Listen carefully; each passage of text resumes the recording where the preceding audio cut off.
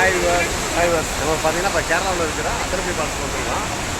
பாகுபலி படம் இங்கே தான் ஷூட்டிங் எடுத்தாங்க.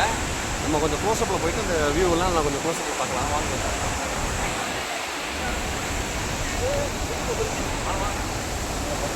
தம்பி தள்ளி கிடக்குது. வரட்டும்.